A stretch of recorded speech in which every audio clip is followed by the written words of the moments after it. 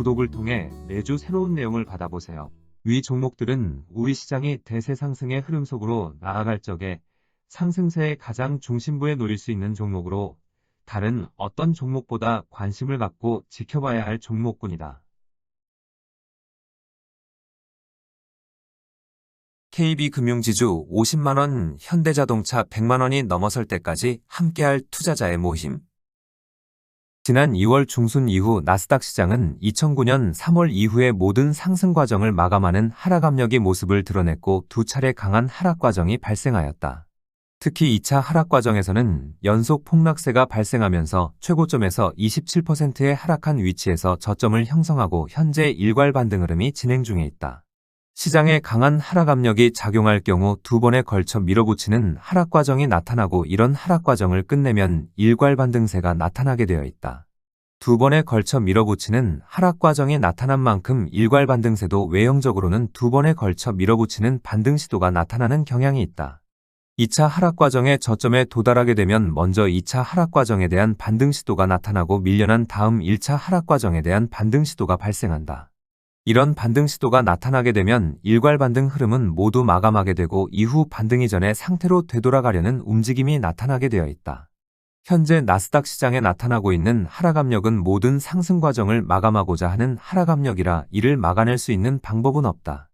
아주 특별한 경우가 아니라면 고점에서 27%의 하락폭이 1단계 하락 과정이 나타난 것이 되고 반등세의 고점에서 27% 전후 새로운 하락 압력이 작용한다.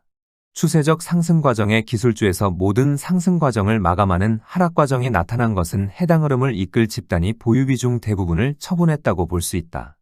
이들 집단이 기술주의 상승 구도를 이끌어왔던 만큼 보유 비중을 충분히 매도한 경우 상승 과정을 마감하는 하락 압력이 나타나게 되는 것이다.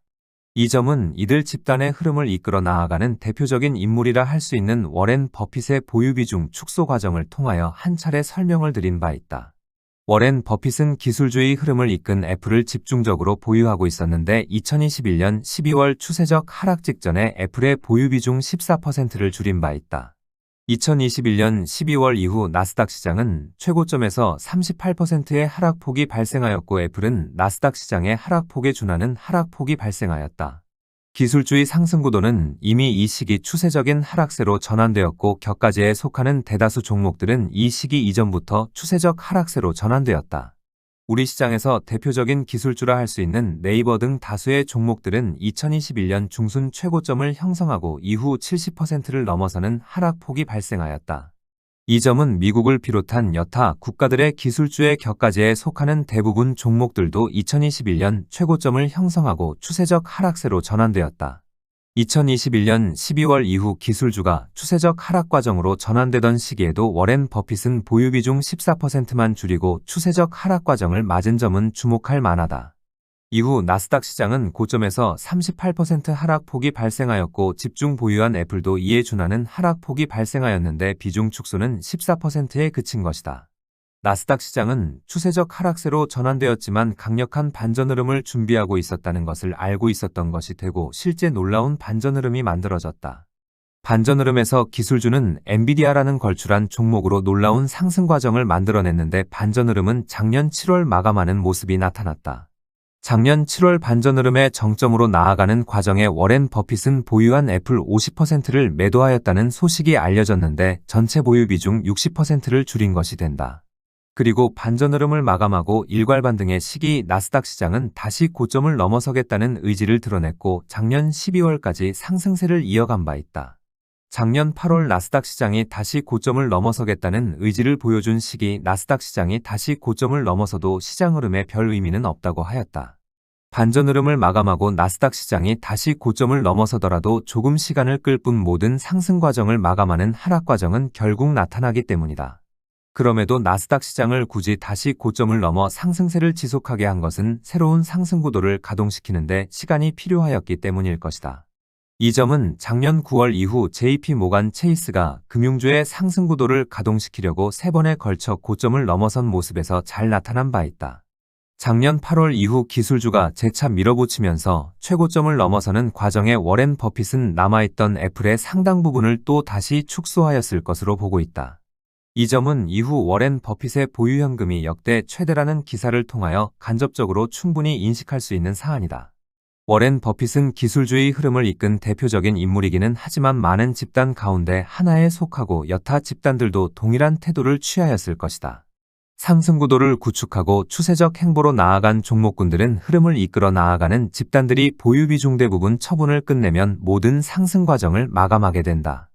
이들 집단의 매도세에 이어 1차 가세그룹이 매도에 가담하고 여기에 2차 가세그룹도 매도에 가담함으로 추세적 하락세로 전환되는 것이다. 그런데 문제는 기술주의 모든 상승 과정을 마감하는 하락 과정을 대비하여 준비하였던 새로운 상승 구도를 가동시키지 못하고 있다는 점이다. 기술주의 상승 과정을 마감하는 하락 과정이 나타나기 전에 준비된 새로운 상승 구도를 가동시키면 기술주의 하락 과정에 대한 충격을 충분히 해소할 수 있다. 작년 3월 금융주의 상승 구도를 이끌어 나아갈 JP모간 체이스는 준비 과정을 완성하고 4개월의 조정을 거쳐 작년 7월 출발하려고 하는 움직임이 있었다. 바로 이 시기 우리 시장에서도 금융주의 상승 구도가 가동될 수 있다는 기대감으로 여타 은행주들도 상승세에 가담하려는 상승 시도를 보여준 적이 있다. 이 시기 물가 문제가 여전히 해소되지 않은 모습을 보여준 관계로 금융주의 상승 구도가 가동되지 않으므로 첫 번째 주어진 좋은 기회는 무산되었다. 작년 9월 이후에는 3번에 걸쳐 기회가 주어졌지만 중국과의 문제가 해결되지 않으므로 출발하려는 상승 시도 자체가 나타나지 않았다. 작년 8월 이후 무리한 행보로 추가 상승세를 이어가던 나스닥 시장은 지난 2월 이후에는 더 이상 버텨내지 못하고 잠재된 하락 압력이 모습을 드러냈다. 지난 2월 이후의 하락 과정을 통하여 새로운 상승 구도를 이끌어 나아가는 종목 또한 큰 폭으로 밀려나므로 회복에는 긴 시간을 필요로 하고 있다. 작년 7월 강력한 추세적 상승 의지를 담고 있던 일본의 미쓰비시 파이낸셜 그룹은 당시 일본 시장의 전체 지수 폭락세와 함께 큰 폭으로 밀려난 바 있다. 내부적으로 강력한 추세적 상승 의지를 담고 있더라도 전체 지수가 연속 폭락 과정이 발생하게 되면 지수 관련 종목은 큰 폭으로 밀려날 수밖에 없다. 특히 금융주의 경우 전체 지수와 밀접한 관련이 있는 종목으로 전체 지수가 충격적인 폭락 과정이 발생하게 되면 연동되어 큰 폭으로 밀려날 수밖에 없다. 다만 동반으로 큰 폭으로 밀려나더라도 해당 종목 내부에 강한 추세적 상승 의지를 담고 있을 경우 이후에 회복 국면에서 숨겨진 모습을 드러낸다. 이번에 큰 폭으로 밀려난 JP모간 체이스는 작년 8월 이후에 미쓰비시 파이낸셜 그룹과 동일한 행보로 다시 고점을 넘어설 가능성이 높다. 미쓰비시 파이낸셜 그룹은 작년 7월 일본 시장이 27%의 하락폭이 발생할 적고점에서 35%를 넘어서는 큰 폭의 하락세가 나타났다. 당시 나스닥 시장이 반전 흐름을 마감하는 1차 하락 과정에서는 이번과 같이 특별한 움직임은 없었는데 2차 하락 과정에 아래 공포가 작용하였다. 당시 니케이 지수는 8월 2일 금요일 5.8%의 하락세에 이어 월요일은 종가 기준으로 12%를 넘어서는 폭락세가 발생하였다. 바로 이 시기 우리 시장 또한 8월 5일에는 장중 10%를 넘어서는 폭락이 발생하였고 대만 시장 또한 8%를 넘어서는 폭락세가 발생하였다. 이번 공포감보다는 짧지만 작년 8월 초순 충격은 더욱 컸고 이 과정에 미쓰비시 파이낸셜 그룹은 추세적 상승 의지에도 35%의 하락폭이 발생한 것이다. 당시 미쓰비시 파이낸셜 그룹은 일괄 반등 후 반등 흐름을 마감하고 난 후에 해당 종목 내면에 잠재되어 있던 추세적 상승 의지가 모습을 드러냈다. 작년 8월 이후 일본의 니케이 지수는 충격적인 하락 과정을 벗어나지 못하고 있는데 미쓰비시 파이낸셜 그룹은 고점을 큰 폭으로 넘어선 것이다. 이번에 나스닥 시장은 고점에서 27%에 달하는 하락폭이 발생하였는데 JP모간 체이스는 고점에서 28%의 하락폭이 발생하였다.